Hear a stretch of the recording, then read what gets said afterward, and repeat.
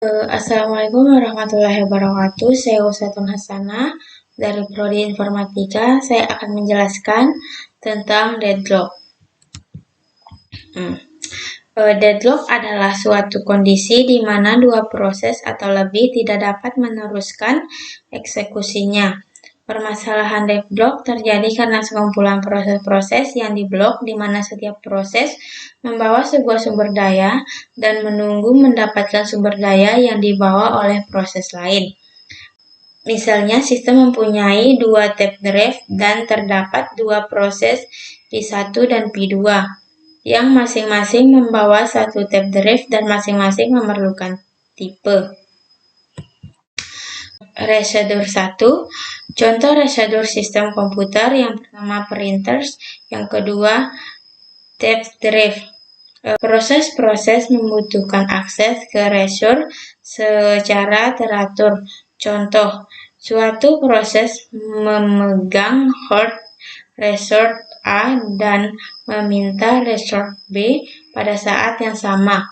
Proses lain sedang memegang resource B dan meminta resource A.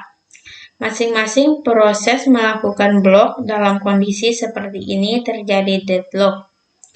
Kemudian resource 2, contoh smartphone A dan B diinisialisasi 1. White A, white B, white B, white C. Kemudian bisa dilihat seterusnya. Kemudian resource 3, breaking traffic hanya satu arah.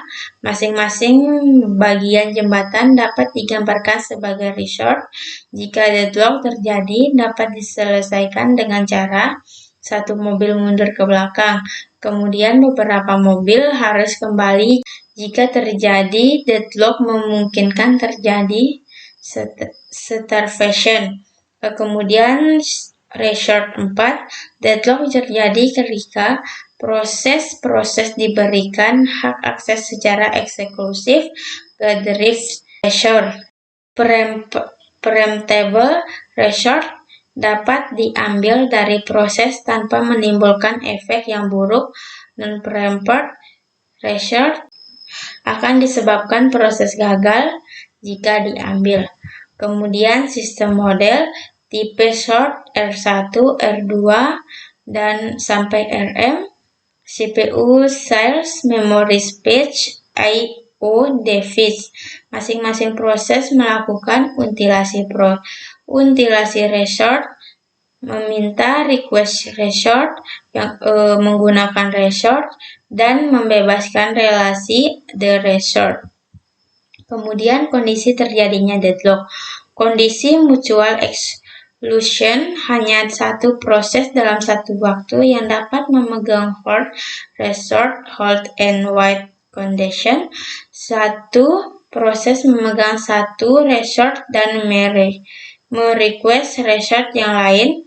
No premise condition. Request hanya dapat direlease setelah proses menyelesaikan tesnya pada resource tersebut. Virtual wait condition. Virtual wait condition.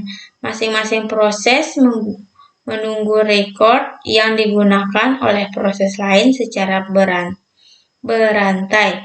Terdapat himpunan proses yang sedang menunggu PO P1 sampai PO. Sedemikian sehingga PO menunggu record yang dipegang oleh P1. P1 sedang menunggu record yang dipegang oleh P2. PN-1, PN-1 menggunakan record yang dipegang oleh PN dan PN menggunakan record yang dipegang oleh PO. Kemudian mengatasi deadlock. Ada beberapa cara untuk mengulangi terjadinya deadlock. Di antaranya, 1.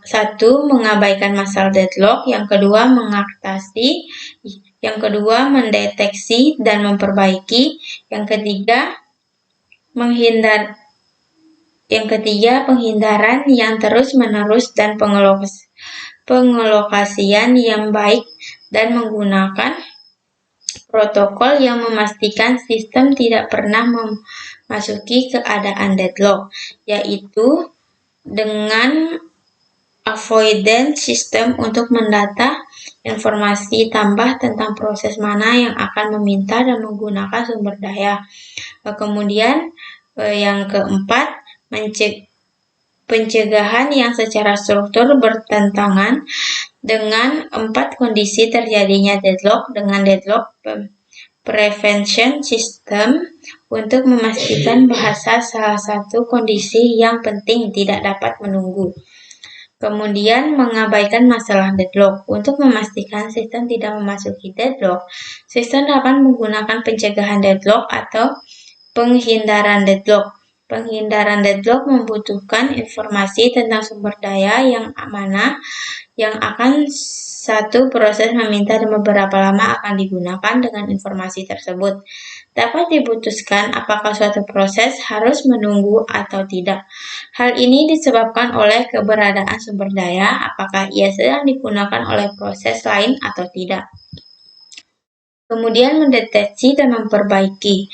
Caranya ialah cara mendeteksi jika terjadi deadlock pada suatu proses, maka dideteksi sistem mana yang terlibat di dalamnya. Setelah diketahui sistem mana saja yang terlibat, maka diadakan proses untuk memperbaiki dan menjadikan sistem berjalan kembali. Jika sebuah sistem tidak memastikan deadlock akan terjadi dan juga didukung oleh pendeteksi deadlock serta pencegahannya, maka kita akan sampai pada kondisi deadlock yang dapat berpengaruh terhadap prevent system karena sumber daya tidak dapat digunakan oleh proses sehingga proses-proses yang lainnya juga terganggu.